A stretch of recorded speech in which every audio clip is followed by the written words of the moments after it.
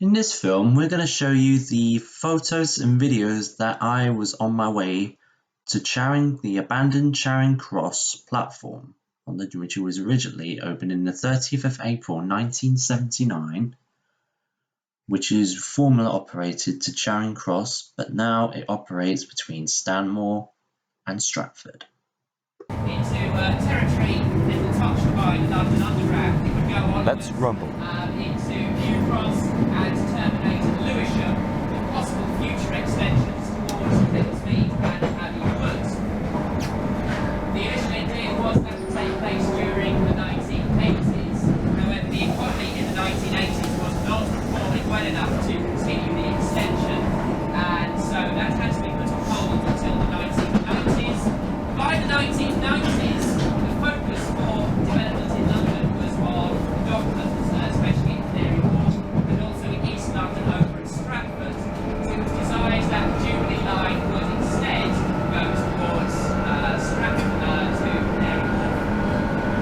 The name, of course, the Jubilee Line comes from the fact that the original intention was to open it in 1977, which was the year of the Queen's Jubilee. We'll slip. And it was a general election, London County Council election promise made by Boris Cutler, who was the independent leader of the Council in the 1970s, to rename what had been the Fleet Line after the Queen's Silver Jubilee. As it happened, the Jubilee Line didn't open until 1979, owing to some delays in installing the escalators at Charing Cross. So despite having spent about £50,000 on renaming it from Fleet Line to the Jubilee Line, it missed Jubilee, which takes by a couple of years. It is worth noting, however, that in 1979, Mr. Boris Cutler did become Sir Boris Cutler. So it seems that that change of name was rather appreciated. Don't worry, we're not stopping. Well, We are not letting people on. No. Now, this is Cannons Park, which is the least used station on the Jubilee Line. Only 1.6 million people use that every year, which is about the same amount of people that used Piccadilly Circus in the first year of its operation in 1906. So, still quite a lot of people using that station.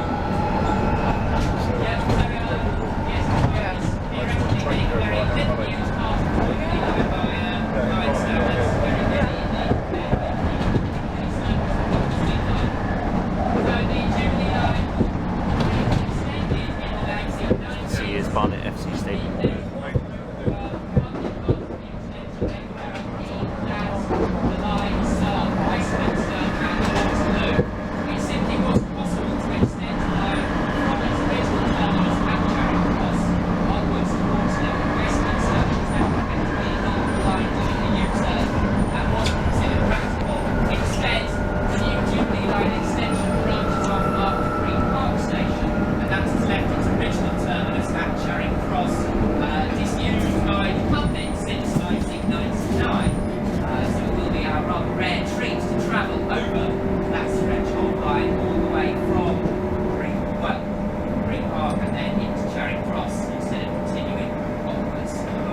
Jubilee Line extension, and we are going to get to go from Charing Cross even further down to the end of the overrun tunnel with buffer stops at the end to extend beyond the platforms at Charing Cross, and that was intended to be the very first bit of the extension of the tunnel onwards underneath the Strand of Fleet Street. Whoa. It goes almost all the way to Aldwych Station, which was intended to be the next station on the line had it been extended according to the original plans.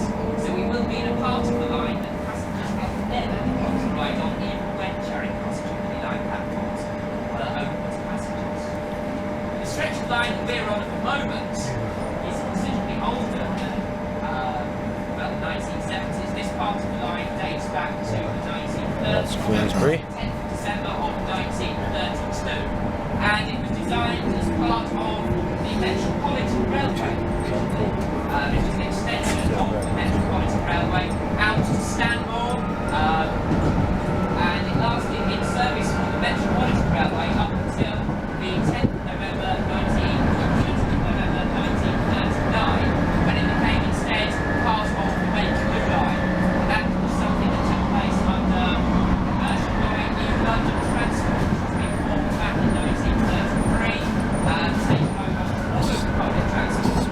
slip. Railway, which previously had been very fiercely independent of the rest of the London Underground system.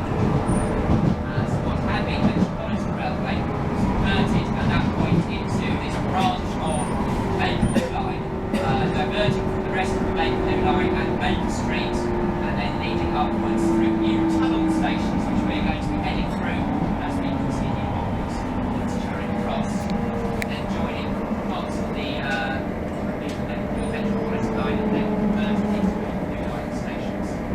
Well, can anyone tell me what stop train this is? We've already had one person guess it right. Yep. 95 stop. You're very close. It's the 96 stop. But you were very good.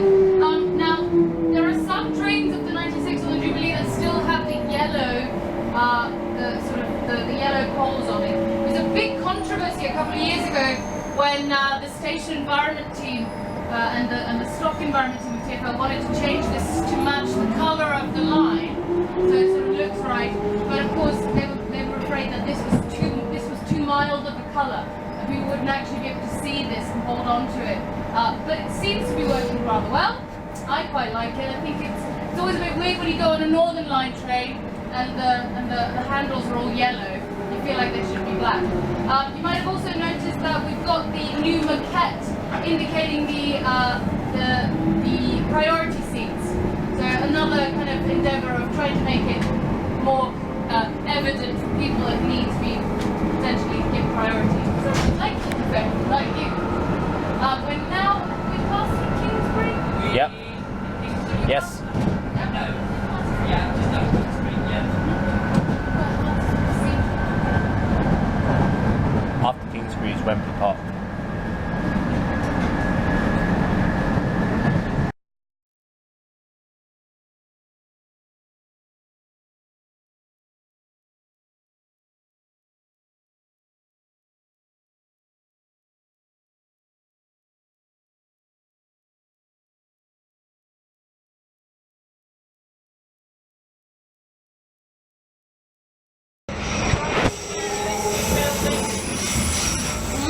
St John's Wood Station, Grade 2 listed building, famous for its proximity to Abbey Road. Yeah, the closest station to Abbey Road Studios. Abbey Road Studios, eh? Usually all the tourists, of course, who go to Abbey Road or they will find the people there. Yes, that is it. A lot of tourists actually go to Abbey Road on the Docklands Light Railway thinking that's where Abbey Road Studios are. We've done that. So the former Jubilee Line stock was the 1983 stock, entered in 1984. Sorry? The 1983 stock used to operate on the Jubilee Line from 1984 to 1999. Yes, that's correct. Because the 7th coach 1996 stock was in 2005.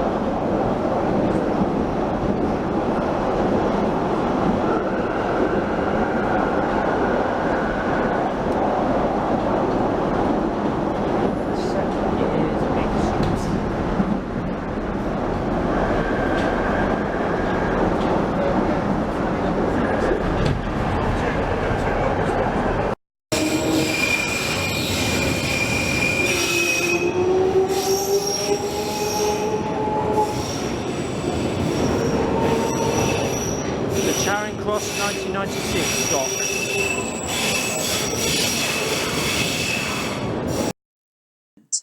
I went to the Charing Cross abandoned Jubilee Line platform that was shut in 1999 due to the Jubilee Line extension between Westminster and Stratford. The Jubilee Line was opened in 1979, and I believe that it was reopened when there was a Northern Line station where it used to be Strand. The Jubilee Line platform on that Charing Cross station was officially closed and abandoned in 1999. This station was only in use for hidden London events. On the Northern Line it used to be called a Strand, but on the Bakerloo Line in 1906 it was called Trafalgar Square. Trafalgar Square is part of Charing Cross, which was used between 1906 and 1979 But the Strand was used from 1907 to 1979, which is now known as Charing Cross. The history of the Jubilee Line was back in 1979, which is originally started at Stanmore Station. And between Charing Cross, it was opened on the 30th of April. The former Jubilee Line fleet was the 1983 stock, which entered service since 1984. It was founded when the old 1972 stocks, when it was the first official opening in April 1979, which was by Prince Charles, who's driven that. And now, the Jubilee Line currently operates between Stanmore and Stratford, but Charing Cross was closed in 1999, unless if it's a hidden London event.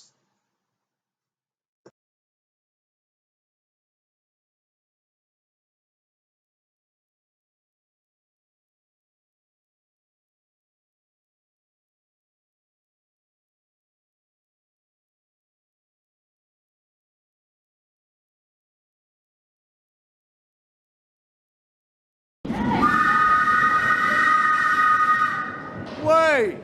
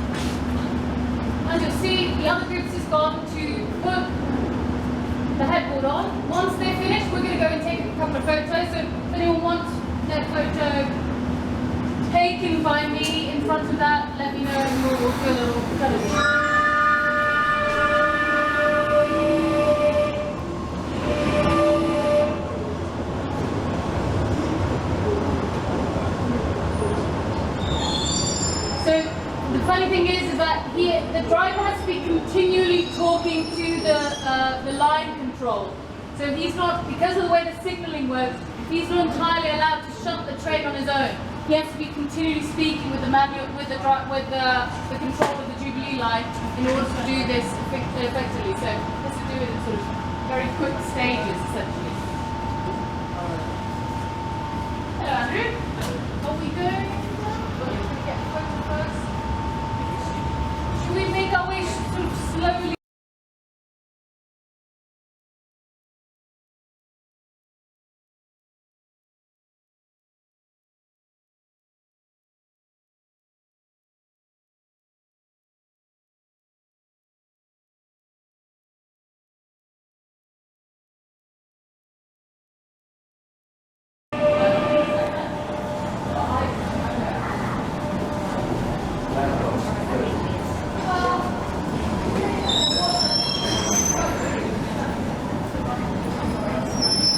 Back on the main carriage that we get on the Jubilee Line, 96 stock, route to Charing Cross. Oh, what happened?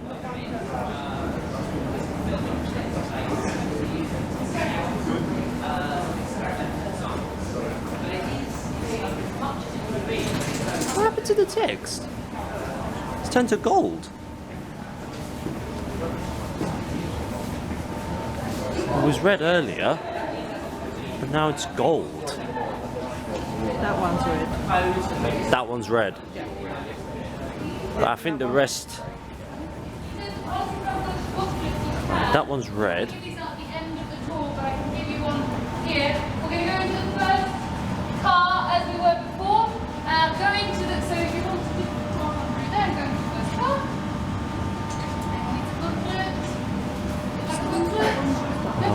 This overrun tunnel is about almost like a kilometre. It reaches almost underneath Somerset House. And therefore it can burn or it can store up to 6 Jubilee Line trains for any type of emergency or or if there is a big event on at Wembley or at the O2, they can insert empty trains into the network quicker. It's quite a impressive structure. Overrun. It does go almost all the way to Aldwych Station, the one that was intended to be the next station on the Jubilee Line, had it been extended according to the original proposals. One thing people have asked us when they get into this tunnel, why is it so clean? It never gets used, or very rarely gets used, so there's very little brake dust, there's very little kind of, well, what you get on normal is they're being used by millions and millions of people every day.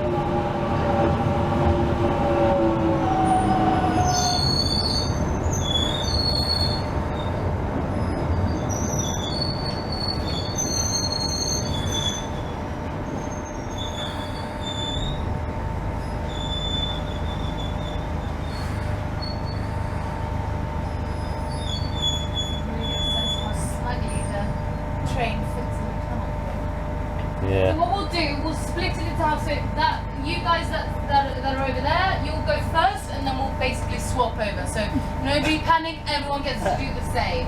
Yes. Welcome. Oh. Right, who wants to go first? Alright. Let's just filming the ports.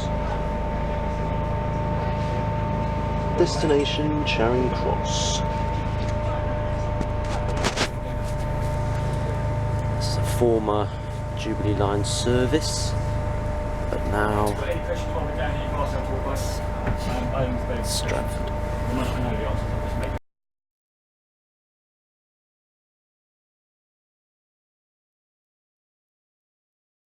Look at this cab. Love it. So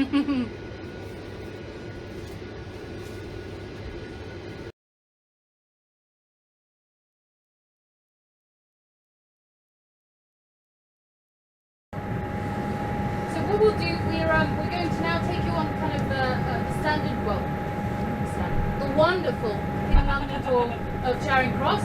We told you a little bit about the background of the Jubilee Line already, so we're going to sort of not go into full details about the kind of background of the line itself. Whilst Michael Quigley's all the way back, I might just remind you, the Jubilee Line had its 40th anniversary last year on the 30th of April it was opened on the 30th of April 1979. It closed in 1999, so it was also the 20th anniversary of the Jubilee Line extension from Green Park to Westminster and up to Stratford, which means that the concourse we're about to walk you through has been closed since 1999, so 20 years of closure. The reason for the extension was to connect the Jubilee Line with the Docklands and up to Stratford, as Paul was talking about earlier. But it left these modern-looking platforms almost in this kind of pristine and modern condition, really. And that's why it's so popular to be used for filming, because it's a completely kind of isolated part of the network that you can put trains into. You have huge crews of filmmakers down here, completely, out of sight of the public commuters. We did not hear the whistle, did we? Alarm. The Transport for London has a film office, a dedicated film unit that only handles filming on the underground. They make about £400,000 a year in revenue. So it's not bad. No.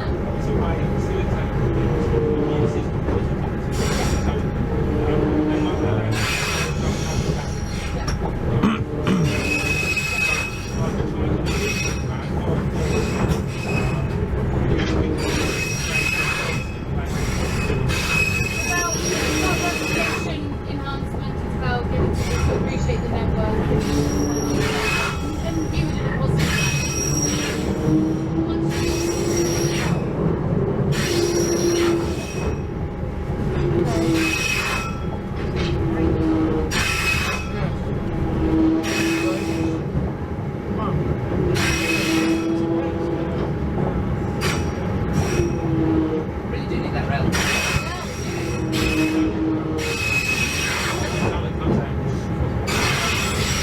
And it's stuck here on the platform for about 10 weeks.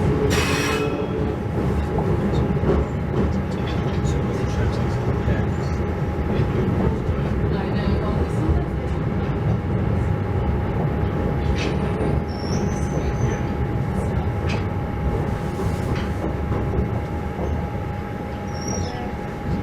and we're back. Back to the Charing Cross platform. Now Back starts streets the fourth back. wheel. Alright. The destination display with the next train is still active, which means it's originally shown because of the extension of the Jubilee Line. But there's one funny looking sign that is found in the US. It is called Front Street.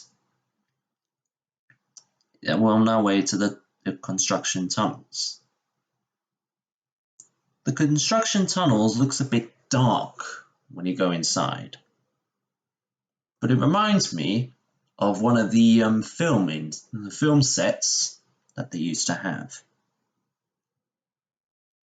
Now this is kind of looking very dark in that part, but I still like it anyway.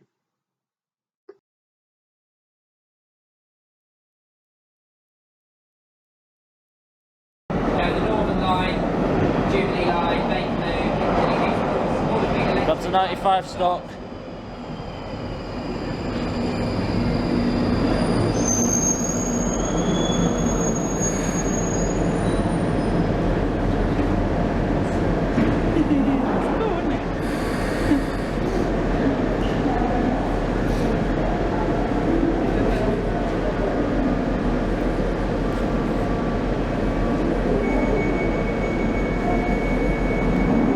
Someone's going to Kennington.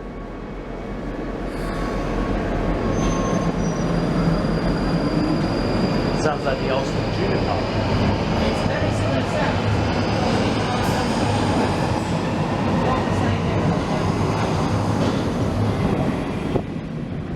There we go.